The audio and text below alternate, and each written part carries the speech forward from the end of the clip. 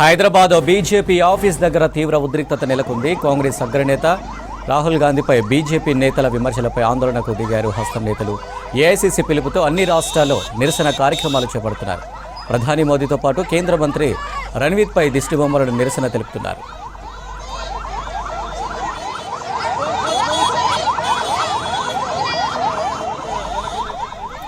Hyderabad BJP office దగ్గర తీవ్ర ఉద్రిక్తత నెలకొంది. కాంగ్రెస్ అగ్రనేత లోక్సభలో ప్రధాన ప్రతిపక్ష నేత రాహుల్ గాంధీపై కేంద్ర మంత్రి చేసిన కామెంట్స్కు నిరసన తెలిపారు మహిళా కాంగ్రెస్ నేతలు.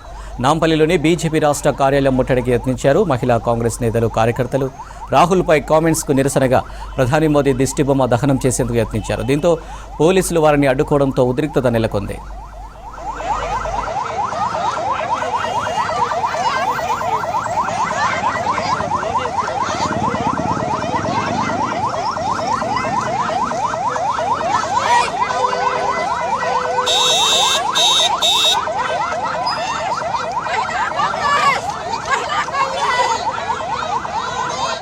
చేసేటువంటి కృషిలో భాగంగా ఈ భారతదేశంలో ప్రేమ ఆప్యాయతలు పెంచాలన్నటువంటి కార్యక్రమాన్ని మొదలుపెట్టినటువంటి రాహుల్ గాంధీ గారిని చంపుతామన్నటువంటి బిట్టా గారి మీద సోమోటో కిందనే కేంద్ర ప్రభుత్వము వారి మీద క్రిమినల్ కేసు బుక్ చేయాలని చెప్పి డిమాండ్ చేస్తూ ఉన్నాం. అదేవిధంగా ఒక కేంద్ర మంత్రి మాట్లాడుతూ రాహుల్ గాంధీ గారి గురించి ఒక టెర్రరిస్ట్ అని చెప్పాడు. ఆ కేంద్ర మంత్రిని ఎంబడే బర్తరఫ్ చేయాలని కాంగ్రెస్ పార్టీ పక్షాన మేము డిమాండ్ చేస్తున్నాము. ఆయనను బర్తరఫ్ చేయకపోతే ఈ దేశంలో ఉన్నటువంటి విద్వేషాన్ని పెంచి పోషిస్తుంది మోడీ అని చెప్పడానికి ఇలాంటి ప్రవర్తనలే దానికి నిదర్శనం అవుతాయి.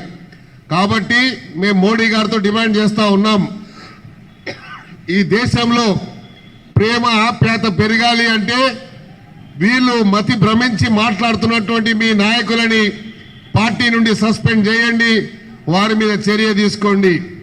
సినిమాలో ఒక భోగమేషం వేసేటువంటి కంగనా రావత్ గారు రాహుల్ గాంధీ గురించి మాట్లాడే నైతిక హక్కు ఉందా అని అడుగుతా ఉన్నాను.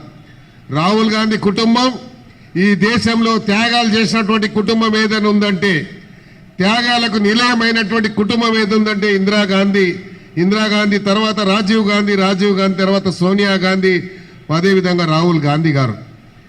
ఇందిరాగాంధీ గారు పదవి దేశ సమైక్యత గురించి వారి చివరి బొట్టి కూడా శ్వాస వరకు కూడా నేను పోరాటం చేస్తామని వారు త్యాగం చేశారు. దాని తర్వాత రాజీవ్ గాంధీ గారు ఈ దేశంలో దేశ పక్కన ఉన్నటువంటి దేశంలో ఎప్పుడైతే విధ్వంసం జరుగుతుందో పీస్ కీపింగ్ ఫోర్స్ని పంపించి ఈ దేశమే కాదు పక్క దేశాలు కూడా శాంతియుతంగా ఉండాలని కృషి చేసినటువంటి రాజీవ్ గాంధీ గారు ప్రాణాలు ఇడిశారు. అదేవిధంగా 2 సార్లు ప్రధానమంత్రిగా అవకాశం వస్తే రాహుల్ గాంధీ గారికి ఒకసారి, సోనియా గాంధీ గారికి ఒకసారి వచ్చినా కూడా త్యాగం చేసినటువంటి త్యాగ కుటుంబం నుంచి పుట్టింది ఎవరు అంటే సోనియా గాంధీ కుటుంబం, రాహుల్ గాంధీ కుటుంబం, ఇందిరాగాంధీ కుటుంబం, రాజీవ్ గాంధీ కుటుంబం. అలాంటి కుటుంబం మీద ఈరోజు మీరు మాట్లాడినటువంటి మాటలకు కాంగ్రెస్ పార్టీ దేశవ్యాప్తంగా నిరసన చేస్తున్నటువంటి ఈ తరుణంలో మోడీ గారు మీ కళ్ళు తెరవాలి. ఇవాళ పేపర్లో స్టేట్మెంట్ ఎక్కడో చదివాను నేను.